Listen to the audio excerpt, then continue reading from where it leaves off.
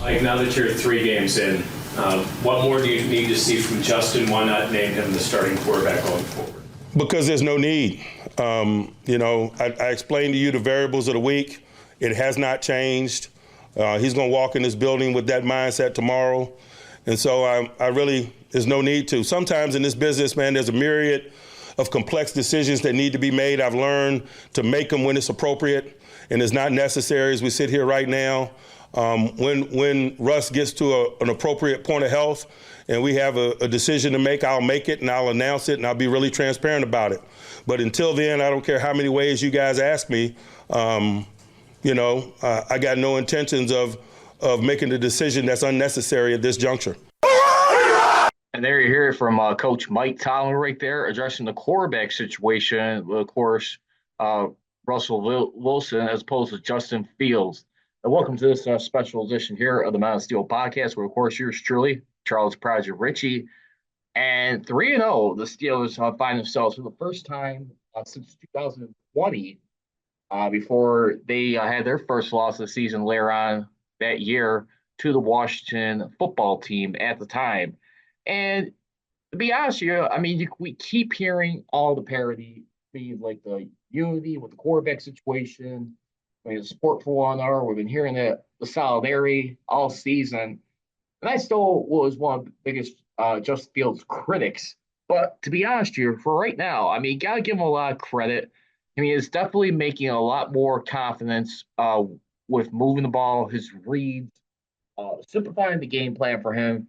They're not asking him to do too much and so far. And you look at, I mean, this guy looks reborn right now.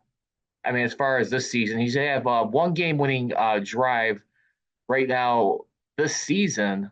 And it was definitely really more incredible to watch as we look at it.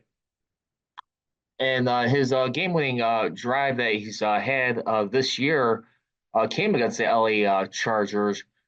And they won that game, of course, by 10 points in that game. And it was a really impressive game, to say the least, right there. I mean, you look back at right there, too. And that was the Steelers' first true test in that game.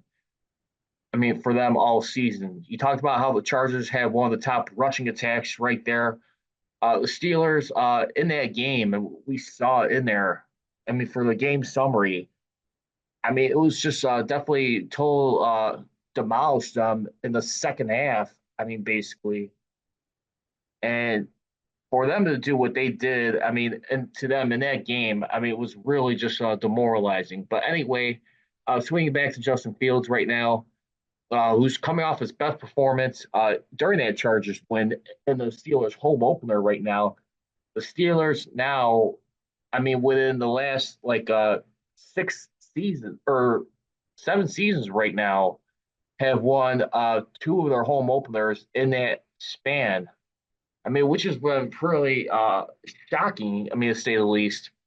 And here we are. But for the most part, I mean, the Steelers right now, they find themselves in the position where they haven't been since Ben Roethlisberger came back in 2020. And Arthur Smith has definitely got this team buying in. I mean, just him and Mike Tomlin are definitely pushing all the right buttons together here. And for the most part, you got to tip your cap to Justin right now. He's not doing enough to lose the game. I mean, he only did have the one. Let's see. I think a reception in that game versus the Chargers. I mean, he had one fumble in that game. Excuse me. So there was no interceptions, but wow. I mean, you can't really say enough about the job, like how everyone is just really just fighting for one another in this contest. And I mean, when you look back at Justin Fields, like his time with the Chicago Bears, I mean, basically for that period, I mean, when he's been, understar with them, I mean, of course, a chaotic situation. I mean, just with the wrong coaches, may seem to be. I mean, a guy who's always been criticized for using his legs a lot. He did throw a pick in that game. Excuse me. Yeah. So anyway, you look at it right now. I mean, he's 3-0 this year. I mean, as a starter for the Steelers. So I mean, prior to this, he had a record of 10-28. So 10 wins in 3 seasons with the Bears. He started for them, and yeah, you see a lot of similarities right there with him, Cordell Stewart. I mean, basically, I mean, just yeah, once upon a time. I mean, this got to make a guy like Bill Cowher, Hall of Fame coach, smiling right now. A guy who's always been criticized, of course, having the mindset of run the ball a lot, I mean, which is one of his favorite ways to close out a game. Doesn't have the defense slow you down, but I mean, it still proves that it could still work in today's NFL.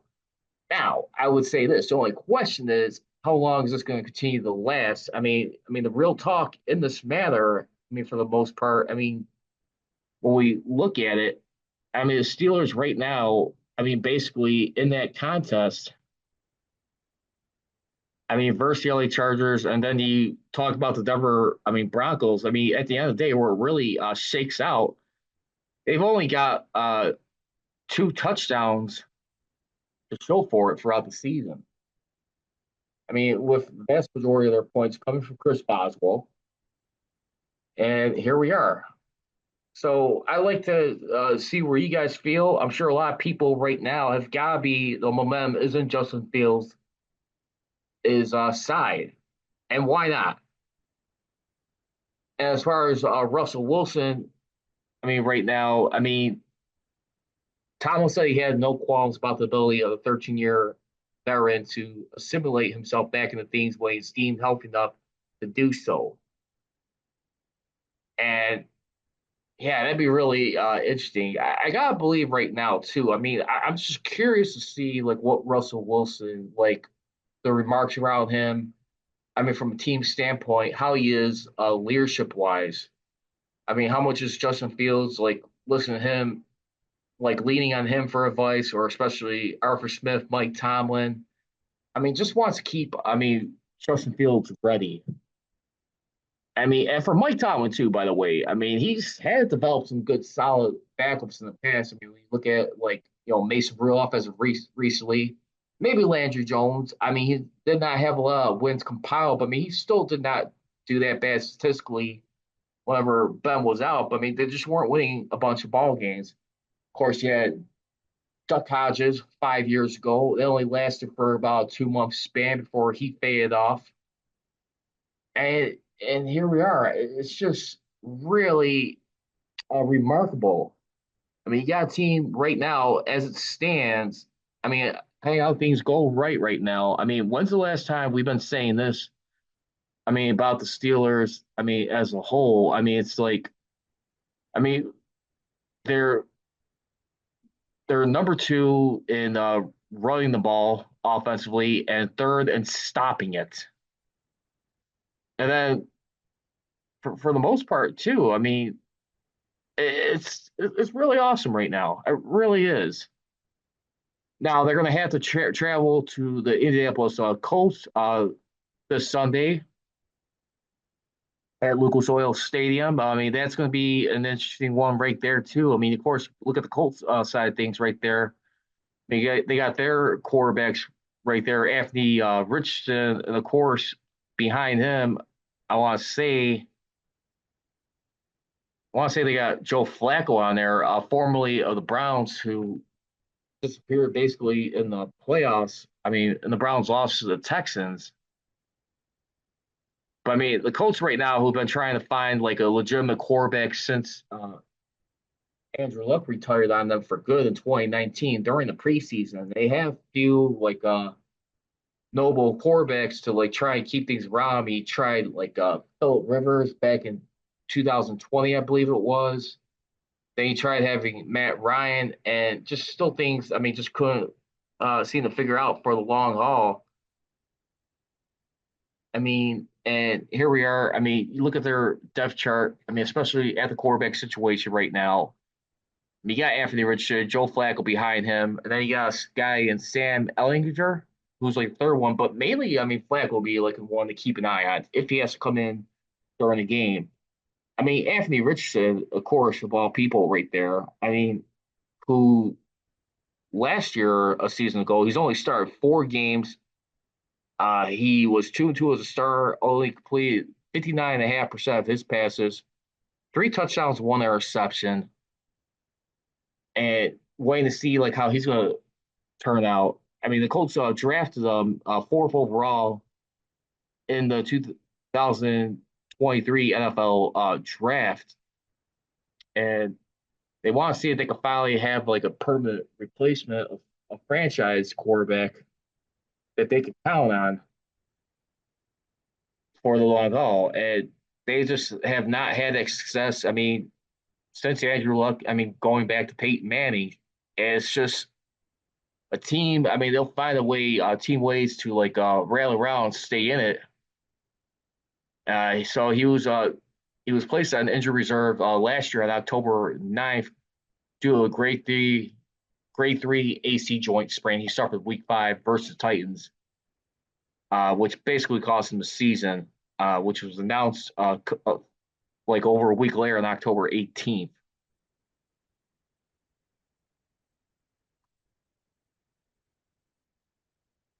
So as we dive into it right now, I mean, the quarterback situation, I still want to see a little bit more of Justin Fields. I still think I like the rhythm what I'm seeing. I mean, he's not doing enough mistakes. He only had the one mistake on Sunday. I mean, they're interception, but I mean, at the same time, too, they're not losing in spite of him. But I mean, they are finding ways to win around him. I mean, when you look at one of the things too, I mean, he did. I mean, that little rushing touchdown he had versus the Chargers. I mean, which I thought was a cool moment in that game right there, where the Steelers got on the board in the end zone. And I want to say that was the first time in that game, but still, I mean, that was right there. I mean, look at that play. I mean, it was definitely Cordell Stewart. I mean, all over again, slash in that moment as they were trying to keep in it. Yeah, so that was with like a little over 10 minutes ago, a 5 yard rushing touchdown. And no team like the first score in that game didn't come at like around like a little under 3 minutes left in the first quarter from a pass from Justin Herbert to Quentin Johnson for 27 yards. And Justin Herbert, who's playing things up, I still thought had a little solid game until he got knocked out of the game for good. I think late in the third quarter, going to the fourth, but still, I mean, Herbert, I mean, completed 12 of 18 for 125 yards, what a touchdown. He only got sacked twice in that game for a loss of 14 yards. So fast out with 105.1 QB rating. Justin Fields will finish out his day with a 96. Now, as we look at that win right now, the Steelers going to an impressive 3-0 start. I mean, got people like buying in too. I mean, can this team win the AFC North? And I got to tell you right now, they are definitely some serious contenders to believe right now as we take a look at it. I mean, as it stands right now, the Steelers hold a 2-game lead in the AFC North, and that will be followed by the Baltimore Ravens and the Cleveland Browns right now. I mean, which I feel like it should be the Browns and the Ravens, but right now, I mean, Browns are 1-0 in the AFC while the Ravens are 0-2, and neither of them have yet to face off in any divisional games yet. And the Steelers for this year, they'll have like their first of AFC North confrontation for this year, which won't come until week 11. That'll be at Acrisure Stadium versus John Harbaugh and the Ravens with Lamar Jackson. So some roster news to pay attention to right here. Today, Am Schefter of ESPN announced that the Steelers have signed Jacksonville's 2020 first-round pick, C.J. Henderson, to their practice squad. And also, Ray Filippo of the Pittsburgh Post-Gazette notes, too, that Darnell Washington was fined $6,000 for an illegal crackback block he said he is appealing. Also, we looked too yesterday. Mike Tomlin said he will meet with doctors tomorrow after practice regarding Troy Fautanu for his injury timetable. You remember Troy Fautanu right now, who has been downgraded to out of the Chargers game. Basically, that was due to a knee injury. Yeah, a knee injury. Who was limited on Friday when he appeared on the practice report. But I mean, that's going to be a big concern right there. He could possibly miss the entire season potentially. I mean, we're waiting to see. I tell you what, this offensive line too. Speaking of which, I mean Spencer Ashton, who I thought was doing good right now, uh, him or Mason McCormick could be starting at left guard depending on practice. But I tell you what, I mean for the most part too. I mean this year, we look at the offensive side. I mean, especially for a guy like Spencer Harrison being placed at left guard. I mean, he's done a real nice job too. I mean, helping out, keeping the pressure up front minimized, and help give a guy like Justin Fields a lot more confidence to work with too. I mean, he's still averaging. I mean, for this season, I mean Fields. I mean, almost like 2 sacks a game, but still, I think the offensive line has been impressive. Give him enough confidence to make decisions, make his reads. I still feel like one other thing, just to wrap up on Justin Fields, I do feel like he just does need to get the ball out of his hand a little bit more quicker. There are times he is holding on to it a bit too long, but I mean, just gotta just put more points on the board. So it's really nothing that wowing, but I mean, 3-0, it's hard to deny right now. And really, one thing too, when you look at the roster, I mean, right now, I mean, are they going to be really in need that much of an extra receiver since they struck out on trying to acquire Brandon Ayuk from the 49ers, who finally got like a deal done moments before the regular season took place? But I mean, still, I mean, you look at their depth chart right now as we take a quick peek at it right now. You got Calvin Austin right now. He's slot is the only team slot receiver. The receivers starting on the left side are George Pickens and Sky Miller. Then you got Van Jefferson and Roman Wilson. And to tell you the truth, I mean, we know George Pickens. I mean, he is like pretty much the top dog. I mean, in that, I mean, as far as like the catches and stuff. I mean, Firemouth has been having a nice year so far. I mean, 12 catches for 99 yards. I mean, for like 3 games, he's got like about 33 yards per game. The courts, I mean, look at too. I mean, the other guys who we just mentioned right there. I mean, look at like Kelvin Austin, who's doing pretty solid as well, averaging about 18 yards per reception, 6 catches for 108 yards. I mean, which is really impressive. And Sky Miller too, not that bad. I mean, only 2 receptions for 15 and a half yards. But George Pickens, fire move. Then you got Austin, followed by Harris, who are tied for third with the most targets on this team. But I mean, you really start to wonder too. I mean, like you got Roman Wilson sitting behind Van Jefferson right now. You got to really start to wonder right now. I mean, Roman Wilson, I mean, what he could do when he's available. But I mean, Van Jefferson, I think, has definitely been a little bit of a disappointment. He's only got 3 catches for 15 yards. But I mean, the only receiver on this team that's got a touchdown is Calvin Austin. I mean, despite George Pickens leading the team with catches. So do they need to acquire another receiver? Maybe. I mean, can they possibly take advantage, get a guy like DeAndre Hopkins for the Tennessee Titans right now? I mean, you look around the league too. Aside from that, I mean, like what teams that maybe looking to go for an early fire sale early. I mean, you think of like possibly the Tennessee Titans, maybe the Jacksonville Jaguars. I mean, look around the league, the Steelers are going to try and acquire another wide receiver.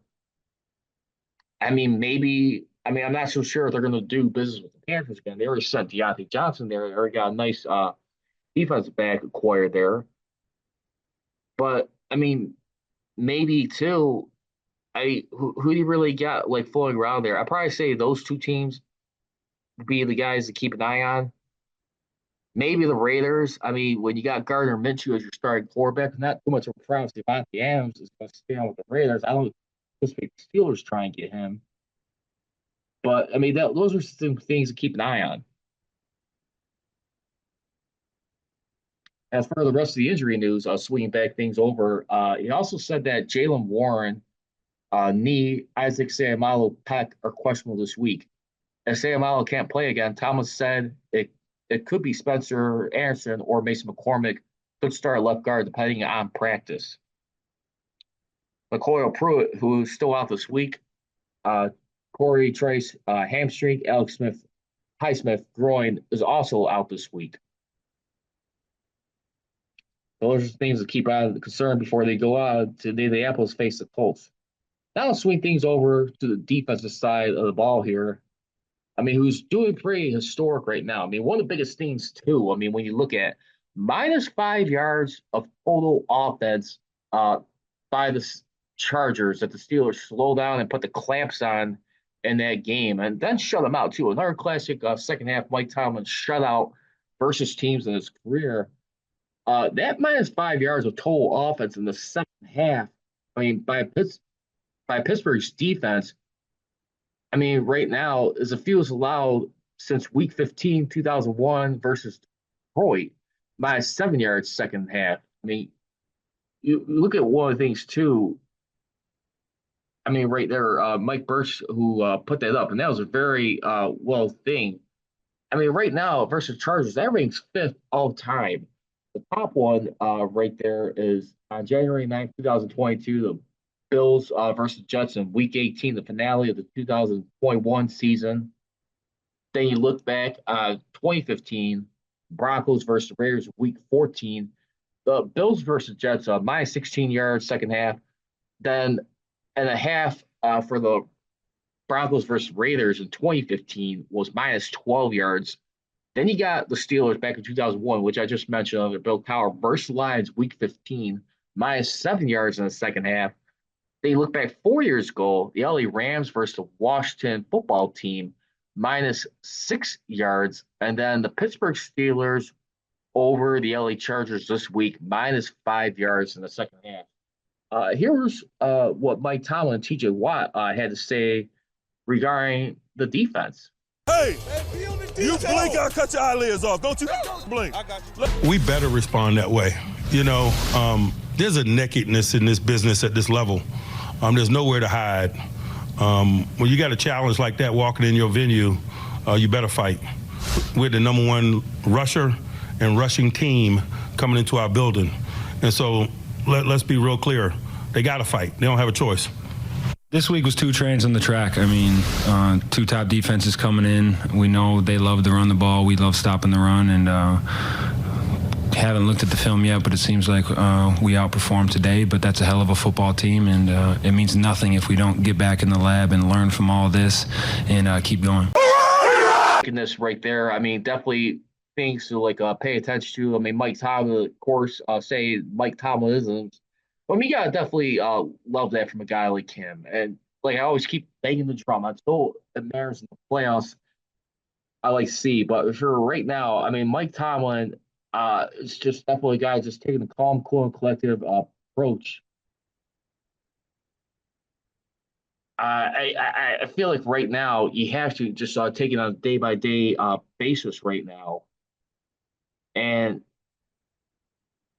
Steelers right now, I mean, even after the Bengals lost to the Washington Commanders, ironically, the Bengals are still 2 spots ahead of the Steelers, according to NFL FPI rankings from ESPN's analytics. I mean, you got the Steelers at 13.